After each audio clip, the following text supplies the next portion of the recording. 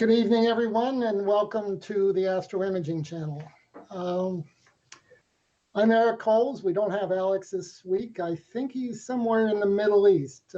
So you got me this evening. In any case, we have Bill Clugston as our presenter tonight. Oh, hold on one second while I mute this guy over here. No feedback.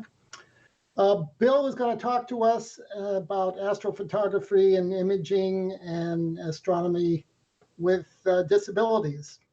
It's kind of a personal issue for me as well. As we get older, you know, it's difficult to lift up those telescopes and put things up and set up at night and various other things that don't function the way it did when you were 25 or 30. In any case, Bill is also going to be assisted by his wife, Sandy. And Bill, if you're ready to go.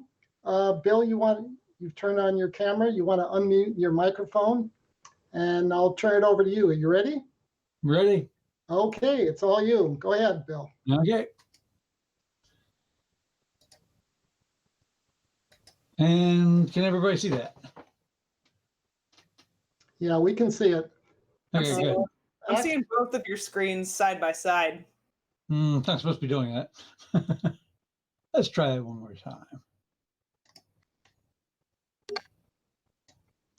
Three dots, share your screen, and then I hit the wrong button. Okay, there we go. And now. Oh, we're all set. Go ahead. Okay, good. Otherwise, I get the famous echo effect or whatever that's called. Anyway, my name's Bill Clugston. In the last couple of years when I worked at the EPA Region 10, it's the Environmental Protection Agency in the United States, I had some, I found out I had Parkinson's disease, which gave me a disability. So what I've done is when I was there for the last year and a half, I did a little bit of work with the disability program and helped out a lot of people in the region 10. So I got some experience with other disabilities other than just the Parkinson's. And Parkinson's has some interesting effects with when you, it does affect your balance. And as you get older, you find that you rely a lot more on your eyesight for your balance. So that's a real problem for an astro imager when you're wandering around in the dark. So I've had to make some accommodations for that problem. And it's not just me, it's a big chunk of the US population and around the world for that matter has a disability. In all groups combined in the US, it's as of 2016, it was 12.8%. But as you get older, and that unfortunately affects a fair number of astro imagers, because I sort of tell that at the last AIC that the figure actually jumps to 28% above 65. But many of us live in light polluted cities, and therefore would like to, try to get away from that. And so we all travel to darker locations. And these locations can be remote and isolated. And that brings up a question of safety. So what are the hazards for astro imagers? Obviously darkness, as I mentioned, and colder temperatures. We're in remote, unimproved locations where you have poor access to services. And astro imaging equipment can be heavy and awkward to work with.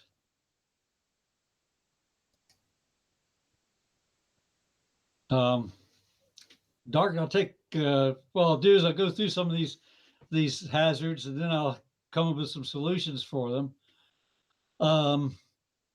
Darkness, for one, is like I said, as with age, you have you lose the ability to balance well in darkness or dim lighting because you're using your eyesight for the balance for your reference.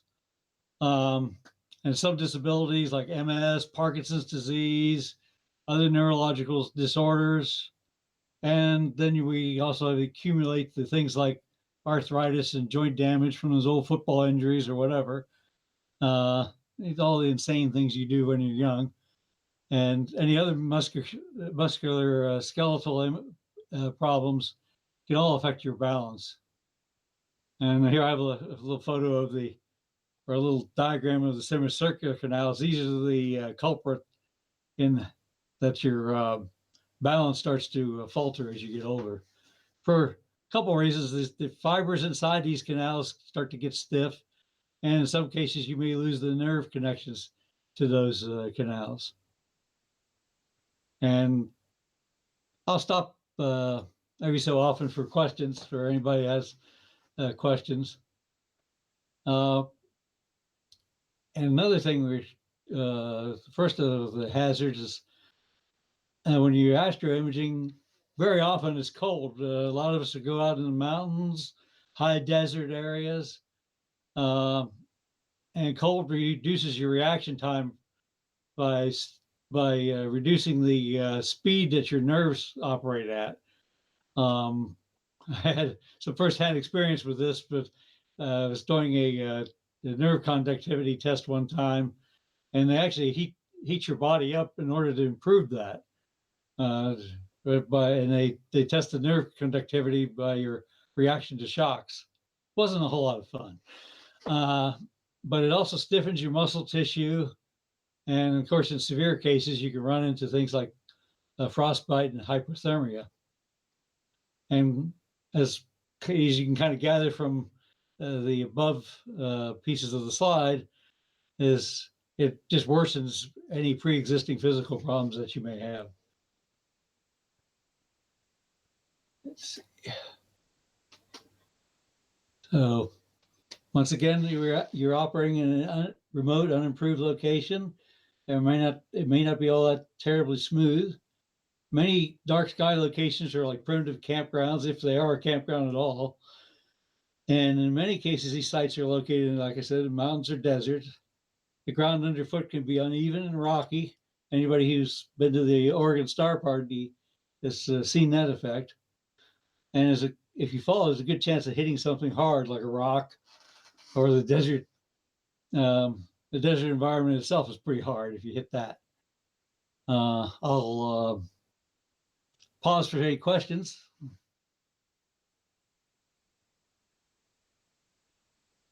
Anybody seeing anything? I'm not seeing anything on YouTube yet, no.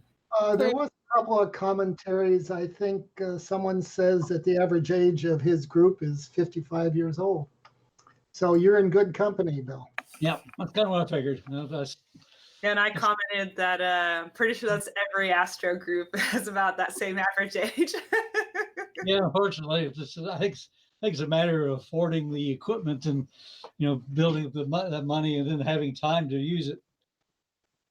There's a comment from Cosmos Safari saying that they have some peers to help people with students and disabilities. Oh, nice. That's nice. Okay, we'll move on.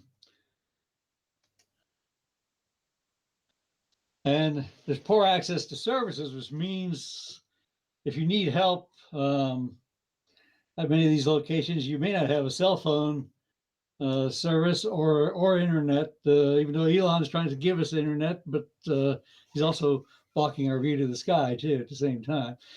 Elon Musk of SpaceX. It may be a very long trip to the nearest community by foot if something happens to your car or whatever. Even radio communication can be spotty in the mountainous terrain, and I'll talk about that a bit in the solutions to that problem.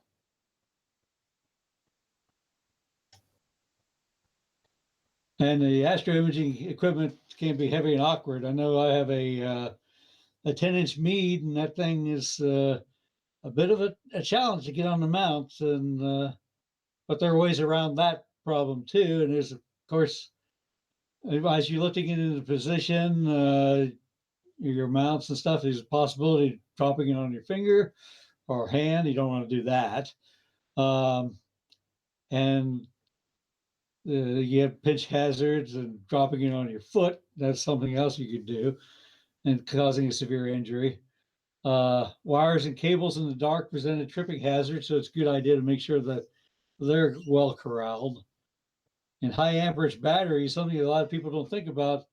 If you drop a screwdriver or something across the lead acid battery, you can create a fire, or if you try to reach down and grab that screwdriver or a piece of metal, you could be badly burned by doing that. So those are things that you have to think about when you're out in remote locations. Okay, now we're getting into solutions. Consider some things like ground directed lighting.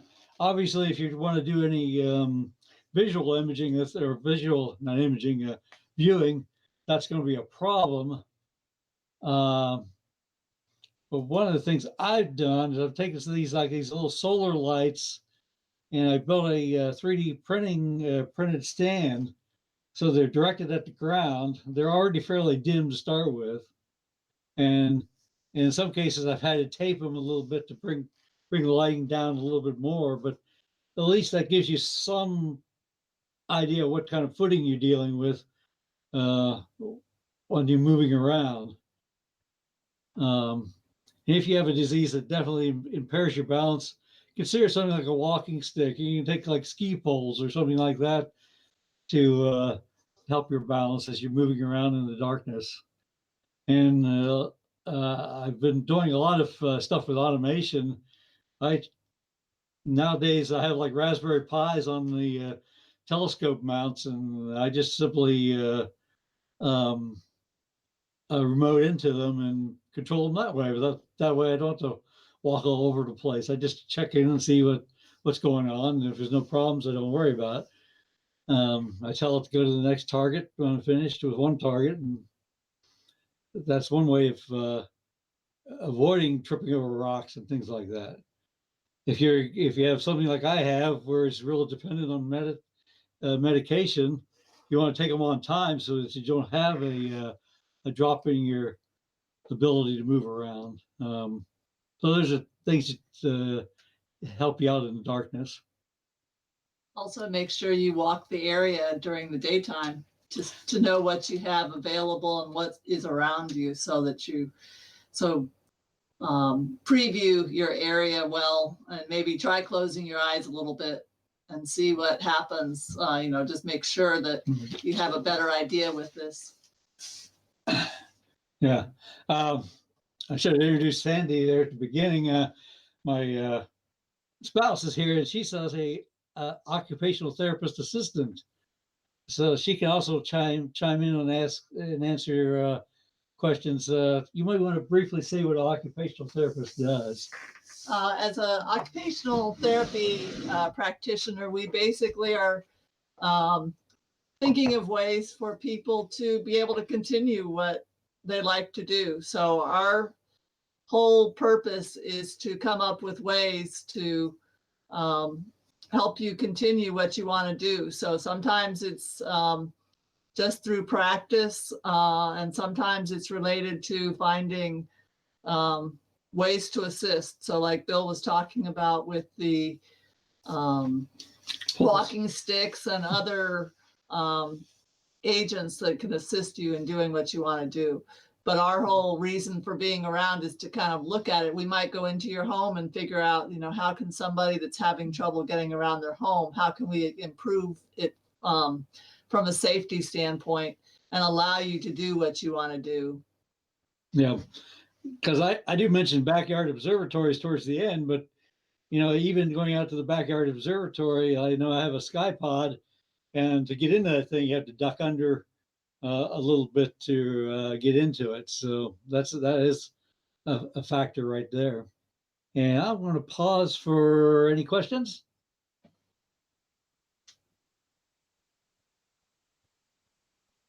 No questions at this point. Okay.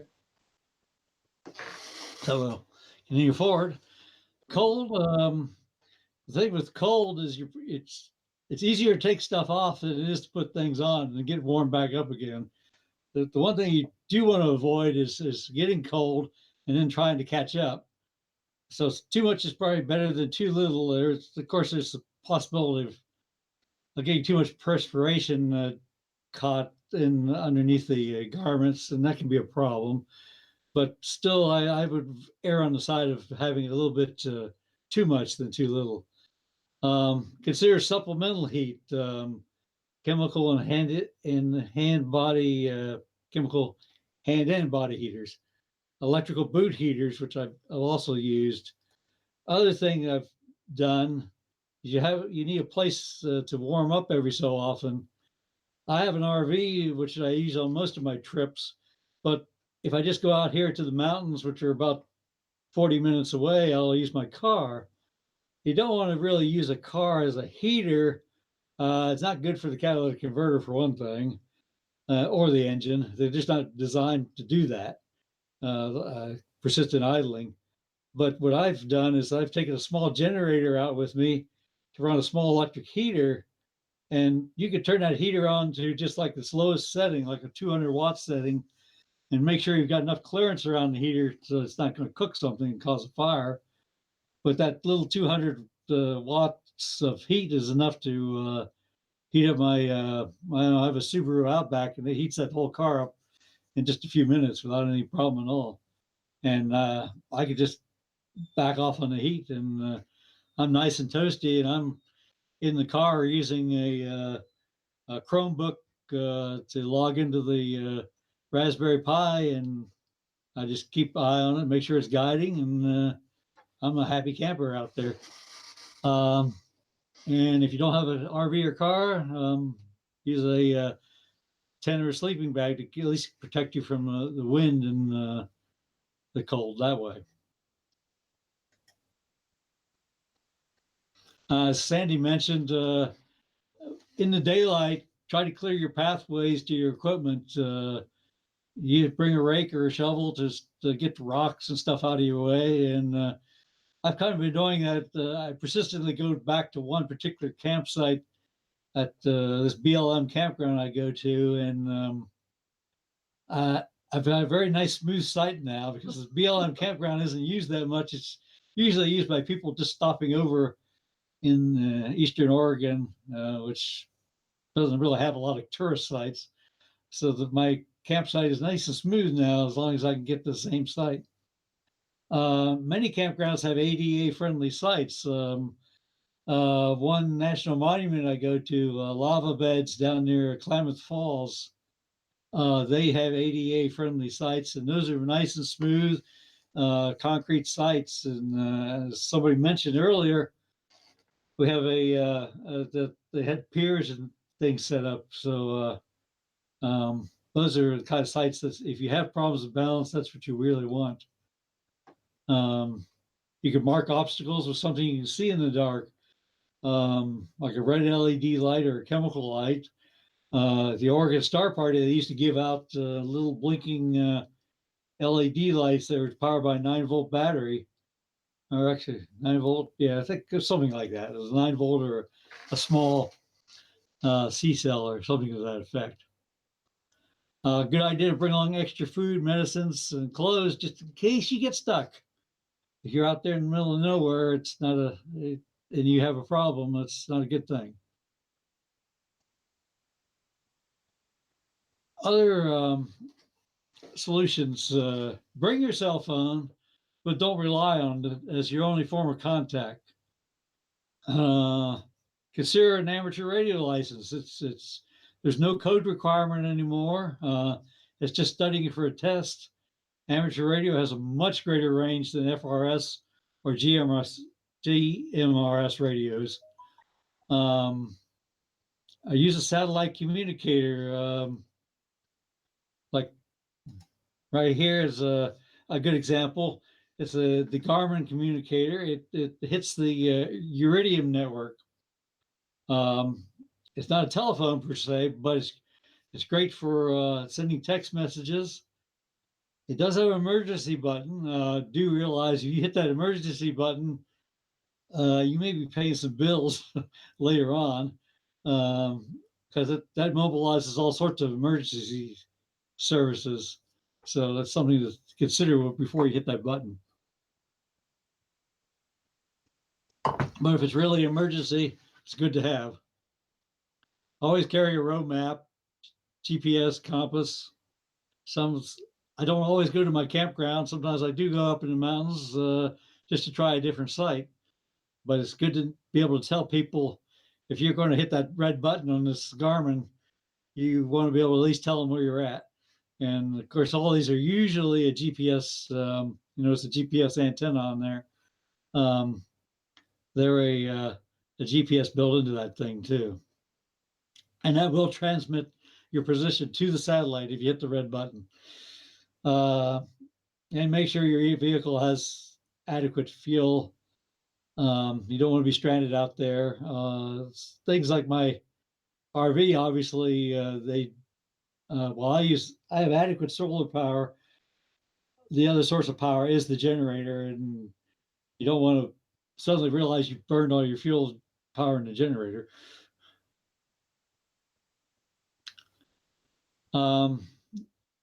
Here's where it kind of comes into the occupational therapy area.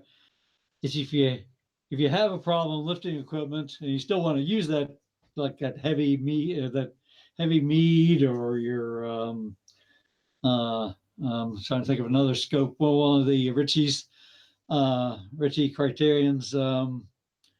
You might want to use a dolly or cart to move the mounts and the boxes and stuff. You can use something like a Harbor Freight lift table to lift the mount and telescope tube up into position. Gary Hannes has a YouTube video. I have the URL up here on, and he demonstrates that. He has a bad back, and he uses the lift table to lift the mount head into position, and then he lifts his optical tube into position to put it onto the mount. And so he's even with his age and bad back, he's able to put a bigger telescope up than you would normally be able to. You can use a smaller mount. You can downsize, or you can use a mount that doesn't have counterweights. Tolga, I know, sells the Rainbow Astro, which I have one of those, and they do not require counterweights. They also make really nice travel mounts because of that. You can use a lightweight battery technology like a lithium iron phosphate. They're approximately run around half the size of a comparable lead acid battery and much less weight than a lead acid battery. That way it's a lot easier to just tote the thing around. And we'll pause for any questions. Gary? No questions at this point. Be free to go. Okay.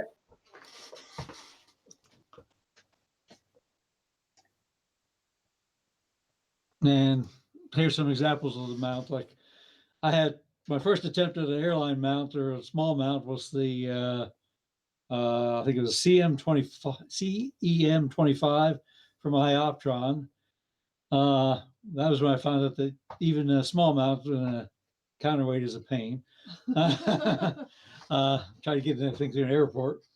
That's when I decided to blow the wad on the Rainbow Astro, which unfortunately I have not Tolga, I've not been able to play with it yet because it's been raining in Seattle ever since then. Got to get better soon. Other solutions, other options. Bring a friend, go to star parties where there'll be people around that you could ask for assistance. You could image from your backyard with light pollution filters. There are better light pollution filters now. That's one option. That's one of the reasons I'm rebuilding my old CGE with the on-step equipment. As anybody who's ever had a CGE knows that the electronics in that mount were less than stellar. Got a So, story for you.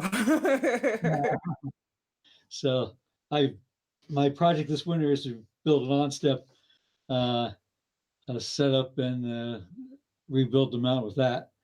Or you can do narrowband imaging from the backyard too. Remote imaging services is another option. I have as a counter to the typical Seattle weather, I have a subscription with Grand Mesa, and that gives me a couple photographs a month. There are a couple images, image sets, I guess you call them, to play with and keep myself busy during the wintertime. Deep Sky West, and there's a whole lot of options in that field now.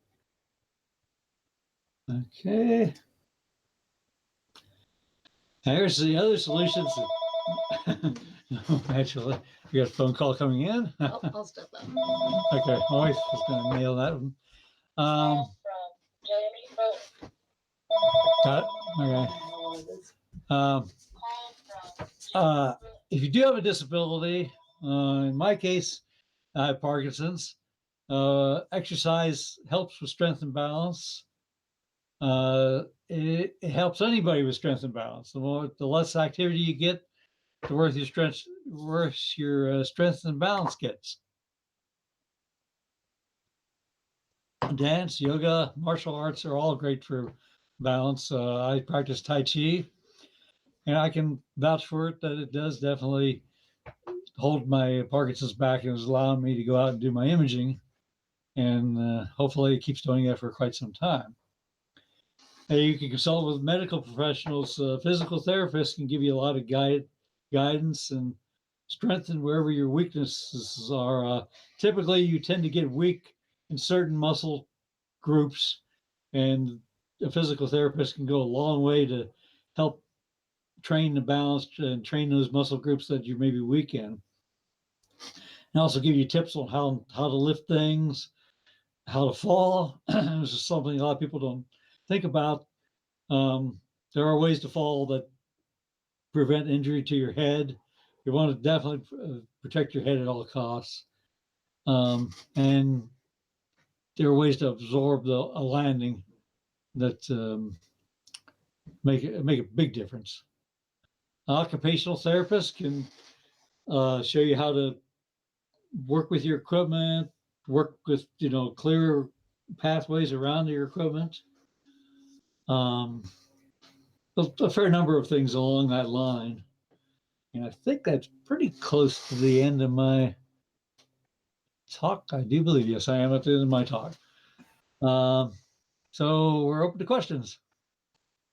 Bill, here in Australia, we have an issue with fire, and they always say, have a plan. So maybe formalizing a plan might be something people should consider. They actually think about, what if something happens? How do I do it? Yeah, that's actually something I forgot to put on the slides. I was just thinking it's, you should always tell somebody where you're going and your itinerary. And so that at least they know where to go looking if you don't come back on a schedule. Very true. That happens a surprising amount in the Pacific Northwest. People around here get caught in areas that happened a couple of years ago where a family got disoriented and went down a forest road, got caught in the snow, and unfortunately the father passed away. He due to hypothermia. The family came up with the bright idea of I think it was the mother started burning a tire, and that created a black smoke that led the rescuers to her. The other thing is when you're out, something to remember about cell phones, if you use a text message, it can actually go further than a voice message will, because or a voice trying to actually call, because a text message gets stuck in the tower, and the tower can, one thing, it kind of tells you where it kind of came from, And if 3 towers can get a hold of it, then they can triangulate. And the text messages operate on a store and forward thing. And as the towers talk to each other, that message might get popped forward into another tower, and then they get a good idea where you're at. And that's exactly what happened to this family in Oregon, along with the tire burning the tire trick. Another thing to consider could be dealing with interesting creatures, snakes, bears. Mhm. Bears usually, at least my experience with bears, I'm not. And the people around here in the Seattle area astronomers, they see them. I actually saw one when I was out running before I finally had to give up running with Parkinson's. But I saw one bear. I thought at first thought it was a wooden bear that somebody had sculpted, and I realized no, that's a real bear. And the bear just looked at me, and I looked at it, and it just wandered off into the woods. So they aren't usually aggressive. I mean, I'm talking about black bears, smaller bears. Grizzly bears have a different reputation. The biggest thing is using things that would make noise and looking big for a lot of the animals. A lot of times they will avoid you, but it varies a little bit. Yeah, I can. What I do a lot of times is play music, make some noise, make something that's odd or something that animals don't understand. One of the threats in the Northwest and in California have been cougars. They tend to come up from behind, which is a problem. They tend to go after things that are moving. Things that stand still for them is they're a cat. They prefer to attack things that are trying to get away from them, like a deer or something. And so it's a good idea. Maybe just take your headlamp or whatever and just scan around the area. That will probably shock them into moving off. But unfortunately, the real world is probably you have to worry more about people than you do the actual animals out there. Bill, there's a question over here about how do you best deal with your eyesight as you get older, and like yourself, myself, not quite as keen as it used to be. Well, it turns out that Sandy happens to be an optometrist too. So she can answer probably that one better than I can. Probably the best thing is essentially, as you feel like you don't see as well at night, it's probably when you want to do nighttime activities like that, making sure that you do see your eye doc more frequently, so that essentially if they're finding cataracts, that's probably the biggest reason that you may feel you're less comfortable at night. So one, that helps to make sure your prescription is the best it can be, but also if there are cataracts, then having those replaced, taking the cataract out and putting in a new lens is a good way to do that. And that will improve the vision quite a lot for nighttime vision and things like that. Mm-hmm. And someone made the comment that even though our vision may be failing with advanced years, we could still do astrophotography, and that doesn't necessarily require the keenest of vision out there at night. Right. Mm-hmm. So with all this, Bill, you've still got a number of fine images. I know you haven't planned to show anyone, but do you have a site we can go to on AstroBin to see some of your work? Yeah, it's just look for Bill Clugston, and it should pop up on AstroBin. And let's see what I can. Why don't we see if we can do that? Yeah.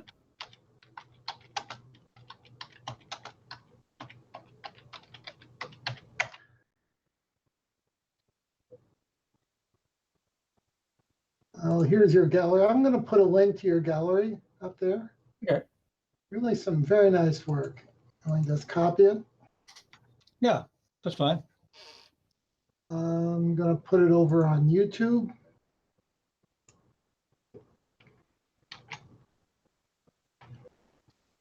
Yeah, I think that's it. Any more comments or questions? Terry? Terry's muted. Well, if you don't have anything more, Bill, thanks very much. And Yeah, Sandy, all right. thanks for your commentary, and we appreciate what you've done. Let's just make a couple more comments, I think, for the group in general. I know a lot of you have been waiting until we get our website up and running. I heard tonight that the design is finished, and we're just doing some change in some DNS entries, and hopefully, fingers crossed, it should be up and running the week or next week. There's also the possibility we may go to a .org as well, since that are available, but that's something we'll discuss, and if we do, we'll send a note out to everyone to let you know where to find it. Next week, we have, let's see, who's up? Ron Breacher. I'm sure you all know Ron. Ron's an excellent astrophotographer. Has been on the show before, and I think he's probably going to talk about some of the latest things in PixInsight. PixInsight had an update a few months ago. I've been getting used to it, and I think a lot of other people have as well. And I'm sure Ron can bring us up to date. The week after that, of course, we're not going to have a show on the Super Bowl, since me and a lot of other people won't be showing up. And after that, we're still finding someone for that week, and we have a couple candidates. But among other things, coming up in about a month, someone that I'm excited to hear from is Robert Nimenoff. Robert is one of the two people that selects the astronomy picture of the day, the APODs. And he's going to give a presentation on the best of 2009. So Tolga, are you with us? Yep, I'm here. Okay, if we're all set, you have any more comments? If not, why don't you take us out? All right. Good night, everybody. Good night. We'll see you next week. Bye-bye. Bye.